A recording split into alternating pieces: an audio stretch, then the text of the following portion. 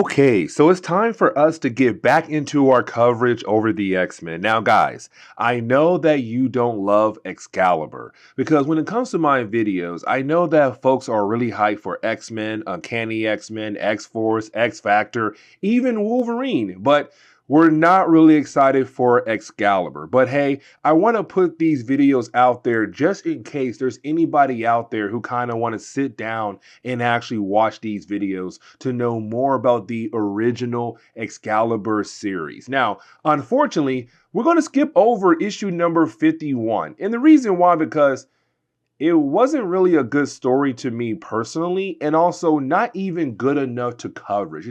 We have covered some bad stories on here, and I'm kind of like, you know what? It's just bad enough that we have to cover it. But for issue number 51, I didn't feel like we actually had to cover it. But issue number 52, we got to talk about this one because this is Rachel Summers leaving the Excalibur team. Now, if you have been watching my Excalibur videos over the few months that we have been covering the X-Men, you know that the original team included Rachel Summers. It was her alongside with Nightcrawler and Captain Britain, Kitty Pryde, and also Megan. Like, Rachel Summers was there at the very beginning, but thanks to the end of the Anti-Phoenix story arc, it was kind of like, okay, what can we do with this character now? And also, how can we remove her for a short period of time and possibly try to bring in other people who can possibly replace her?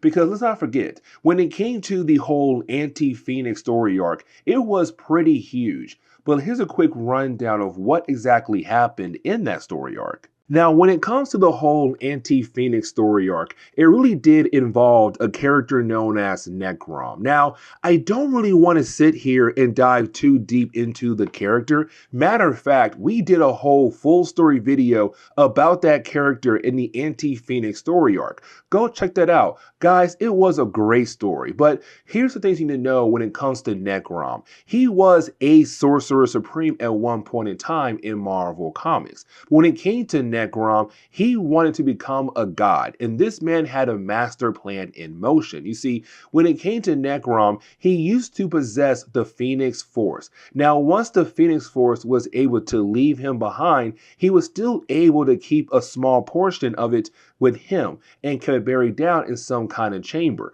Over time, it turned into the Anti-Phoenix. And so once he was able to come back to Earth, the main Marvel Universe Earth, he was able to take the Anti-Phoenix to become more powerful. But to be able to steal the energy from otherworlds to make himself a god, he needed the Phoenix Force completely. The problem was, at that time, Rachel Summers was the host for the Phoenix Force. And so for Necrom, he tried his best to take it away from her. And it led into a cosmic battle, which ended with him being killed off. Now, once you had Rachel being able to come back to her teammates, well, they found her in a coma.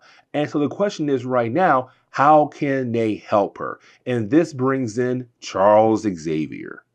And so as we dive into Excalibur issue number 52, we do pick up with Charles Xavier. Now, it's Charles Xavier in his study just reading a book, but this is where you have Charles begin to realize there's something going on here because Cyclops walks into the room. Now, when Cyclops does walk into the room, at first everything seems normal, but then you have Cyclops begin to change his outfit, different outfits that he has worn over the years while being an X-Men up to his most updated outfit at that time. And so for Charles, that kind of tells him somebody is in his mind. Somebody is trying to keep him in a certain area when it comes to his mind. Because once you have Charles realize that somebody is trying to play mind games on him, well, then he's attacked by all his X-Men, but while they're being led by Magneto. Now, if you know your X-Men past, the X-Men have not been led by Magneto for a good time by this point in our coverage over the X-Men. And so for Charles, he's kind of like, it does seem like somebody's trying to work on my mind but with outdated information. And that is when he's confronted by the Phoenix. But it's not Rachel Summers, it's Jean Grey wearing an outfit. And you have the Phoenix say, "You will not go deeper into this part of my mind," or possibly the mind of their host. Either way, Charles has been kicked out.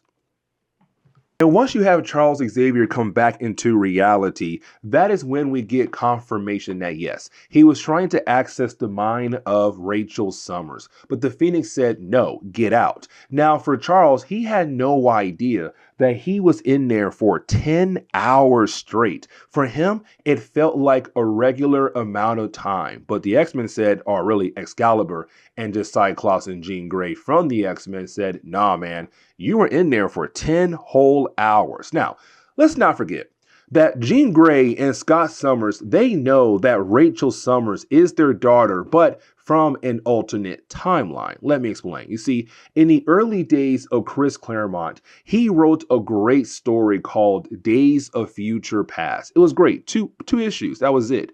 But in those 2 issues, he established that there is a possible dark future where the Sentinels win and they are able to take over North America, kill off most of the mutants or capture most of the mutants, and are still working to kill off the rest who are technically free. Now, when it came to Rachel, she was the daughter of Scott and Jean Grey from that dark future. Now, for Rachel, she had the ability to kind of send an astral form of herself or somebody else back in time. And so in that 2-part story arc, she sent Kitty Pryde back in time to possess her body in the past to hopefully change the past of the main Marvel universe to help save their future, their present day. Now, once you had Kitty Pryde change the event that she believed that led to their dark future, when she went back to her time, she realized nothing changed. And the reason why, because Marvel said that became a possible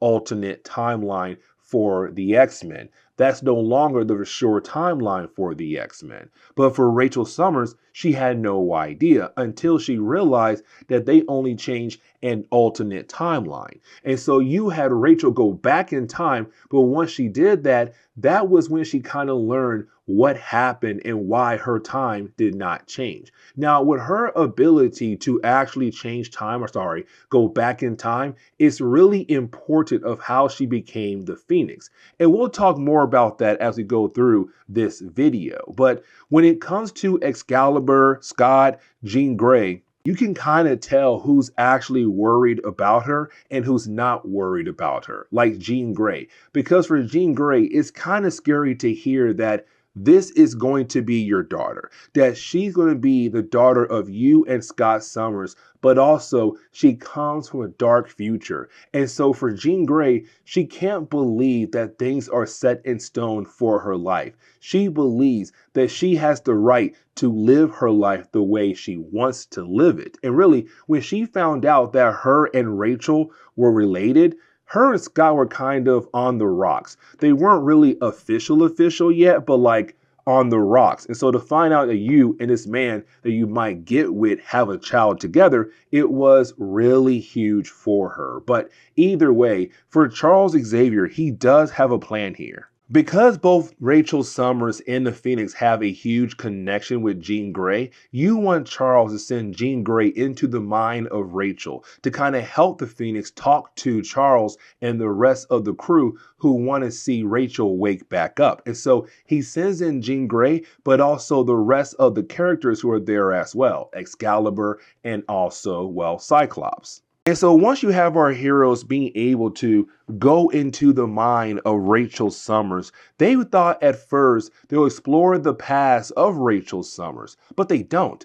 They explore the past of, well, the Phoenix, because the Phoenix wants the heroes to understand its actual past, starting with the idea of Necrom. Now, we already talked about Necrom, but I want to skip forward to the actual point of Jean Grey. And really, when it comes to Excalibur issue number 52, it's really being used as a review, because if you were somebody back in the 1990s trying to dive into X-Men comics and you had a book about the Phoenix and you had no idea what was the Phoenix all about, this book does a great job of giving you information about the Phoenix, especially what happened after the Dark Phoenix saga. Let me explain.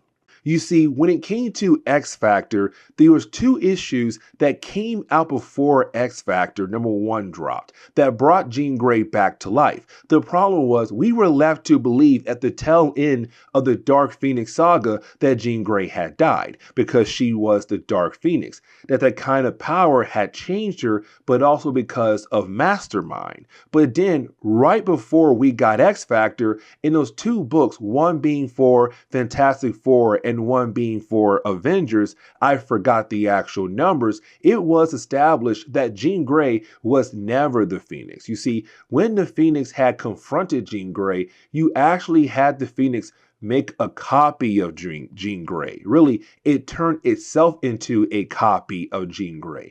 And the real Jean Grey was put inside a cocoon to heal up properly until the right time Jean Grey would be able to come out of it. And so Jean Grey, the entire time the world believed that she was dead, was actually at the bottom of Jamaican Bay. But for the Phoenix, it tells us that when it was pretending to be Jean Grey, it had learned a lot: friendship, love, but also betrayal. But it all reminds us about what happened in the Dark Phoenix saga, especially at the tail end where we thought the Jean Grey being Phoenix had died. Now, when the Jean Grey Phoenix, or the fake Jean Grey Phoenix, had supposedly died, the Phoenix did not really die. Its essence was able to rise from the ashes where it was killed off and go back out into the universe.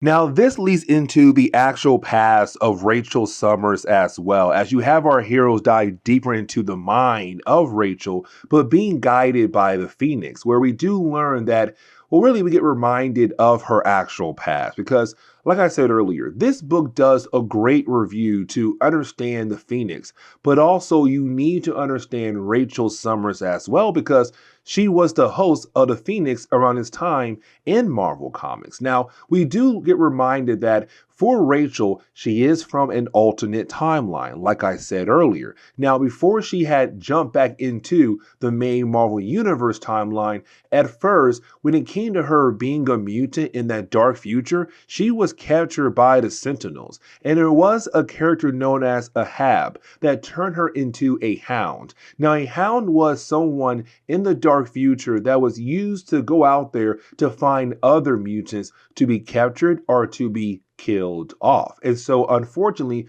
for Rachel, she got a lot of her friends killed over the years in that dark future. For example, Nightcrawler was apparently killed off by her because she was a Hound, and she was able to find him and got him killed. Now, once she was able to break free from being a Hound and then help out the remaining X-Men in that dark future, that led into Days of Future Past, where you had Kitty Pryde go back in time hoping to change the future. That did not work, but we do get reminded that Rachel has the ability to send an astral form of herself back in time. Now, with that being said, she was also able to kind of send herself back in time to, well, the main Marvel Universe. But when she did that, the Phoenix had detected her. Now, at first, the Phoenix believed it was Jean Grey. We all know it wasn't Jean Grey, because Jean Grey was still inside that cocoon being healed up.